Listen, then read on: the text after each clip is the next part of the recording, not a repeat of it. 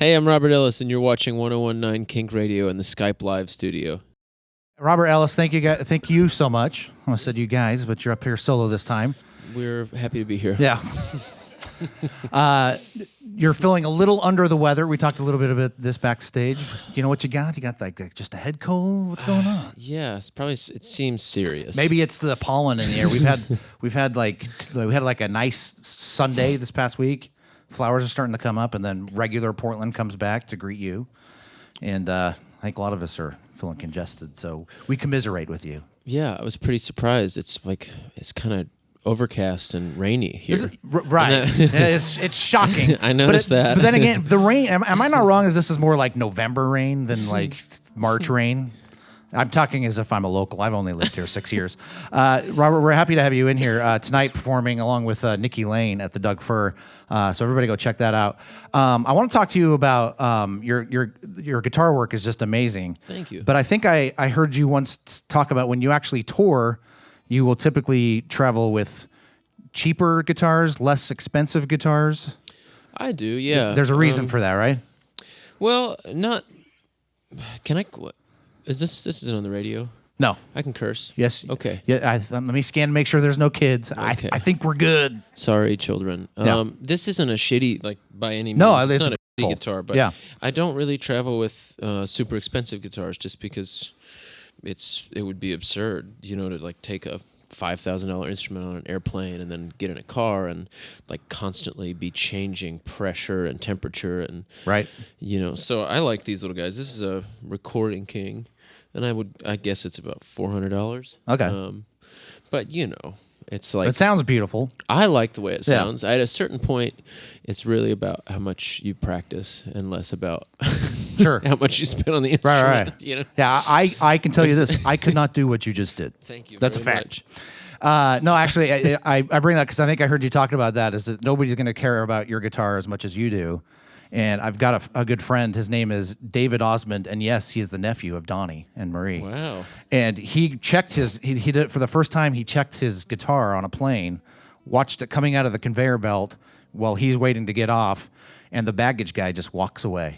Ugh. Caught it at the last moment, but that's scary stuff, especially if it's your prized guitar.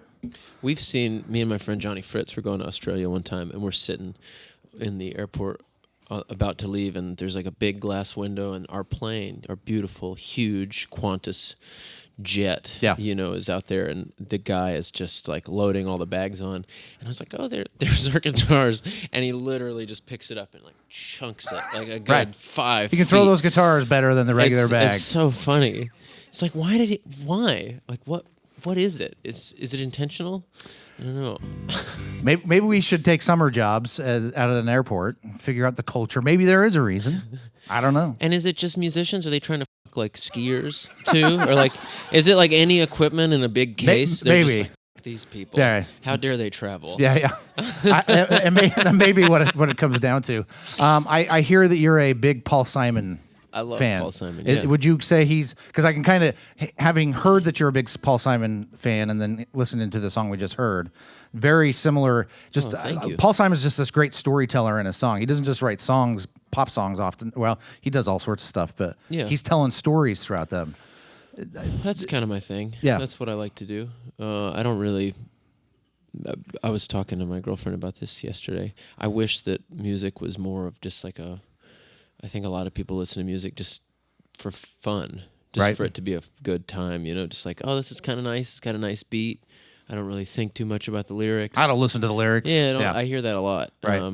That's not the reason that I started playing music, and that's not what I am drawn to in music. I like guys like John Prine and Paul Simon and Randy Newman and people that take me from wherever I'm at to somewhere else. Like, that's kind of what I want out of art, But I also understand sometimes you have this passion where you just want to listen to a 90s pop song. I do like 90s pop music. Some of that is objectively just good music, so I don't want to get into an argument about it. I won't argue with you on it. We all have our, our little, I don't want to call it a vice, but our indulgences. Donna Lewis, I Love You Always Forever is one of my favorite jams. I think it's a beautifully written song. I'm not even kidding. There's no irony in this statement. I will not argue with you. Let's talk about your album. Self-titled came out last year. Robert Ellis. It's not your first album though, right? It's my fourth. Your fourth album. Yep. Why the decision to finally name a self-titled an album? I just ran out of ideas. Okay, that makes sense. Happens often. Happens often.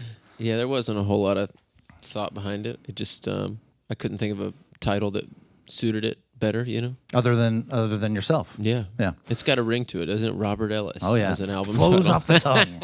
Well, we're happy you took time out of your schedule to stop in here in the Skype Live studio before your performance again tonight at the Doug Fir Lounge. Can we hear more from you? Yeah. Should All I right, play let's another? do it. Robert Ellis, people.